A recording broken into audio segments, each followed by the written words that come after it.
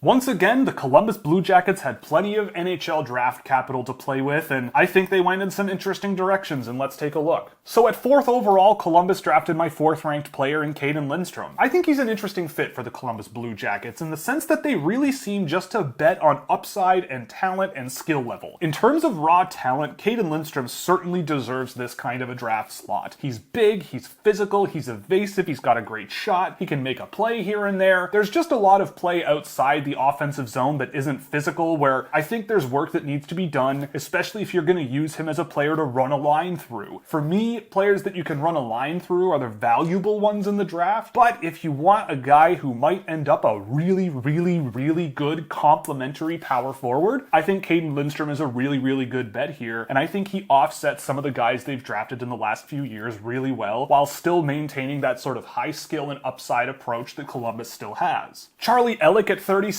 I mean, look, I'm not a fan of Charlie Elick's game personally. I just think he has a really long way to go, and considering who was on the board here, I would have looked another direction. He's a physical guy who can skate in a straight line really fast, but there were just the finer moments of the game where I feel like things were really far behind others in his draft cohort. I can't say he won't play NHL minutes, and in fact, I can say with relative certainty that based on how he plays, someone will play him somewhere. He has the physical tools to do it, he has the intensity to do it, he'll hit guys in front of the net and clear the crease or whatever. The problem is that just in my experience watching him, he spends a lot of time clearing the front of the crease because moving the puck is a bit of an issue for him right now in a few different ways unless he's carrying it himself. We'll see what happens. I'm not saying it's impossible. He's just a player I didn't have ranked and I figured would get drafted way before I would probably be ready to take him. But on that note, at 60th overall, they drafted one of my favorite goaltenders in the draft in Evan Gardner of the Saskatoon Blades. I love this guy. Granted, he's not the biggest goaltender around, but I don't care. I think he's athletic enough and smart enough and gets around the crease well enough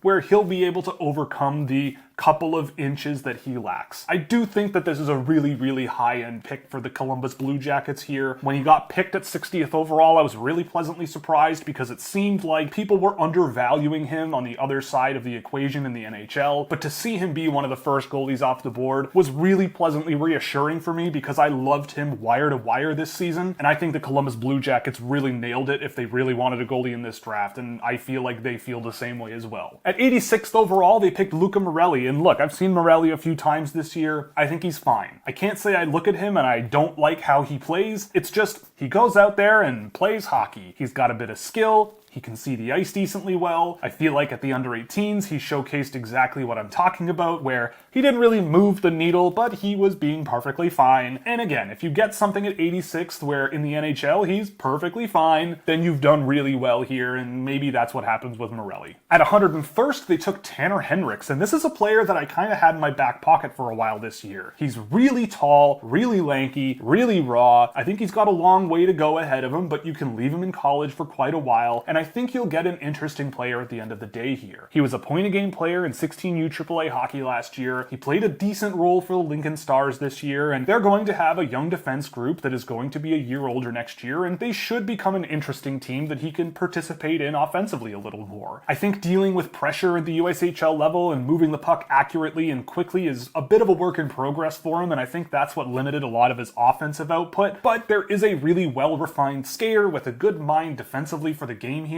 that I have kind of liked watching and was intrigued by the upside. At 101st, it's around where I would have probably had him ranked. He was on my watch list, so I think this is a decent pick for Columbus, and yeah, I think it was fine. And then at 165th, the Columbus Blue Jackets took Luke Ashton, a re-entry playing in the BCHL, and I know that there are people who are really big fans of Luke Ashton, and I know there are people who are really not big fans of Luke Ashton out there. I think I fall somewhere in the middle. I see the appeal. He's big, heavy, got some skill, a great shot from the point that he uses all of the time, and it generates offense at the BCHL level. The issue is that he's just slow.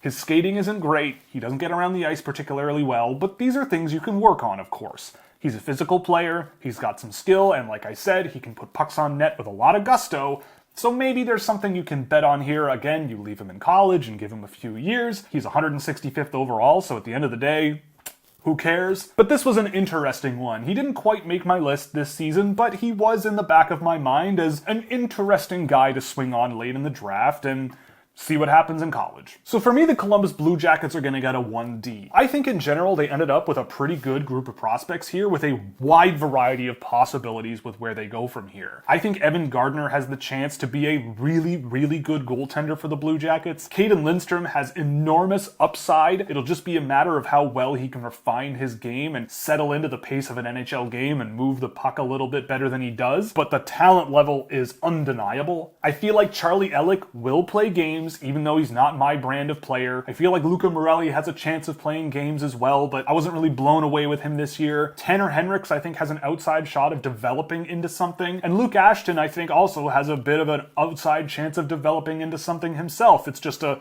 very different kind of outside chance. So that's it for Columbus. All in all, I think things went pretty well there once again. If you liked it, you can check the description box for our Fanatics affiliate link, where anything you buy in the store will give us a small kickback. Or you can go to Scouching.ca, where a subscription will get you access to a private Discord server, data tables for drafted and undrafted prospects, as well as plenty of other cool toys, and exclusive access to an exclusive blog, and early access to content, and plenty of other fun stuff you can check out there. So that's it for the Columbus Blue Jackets, and next up we're going to be looking at the Tampa Bay Lightning.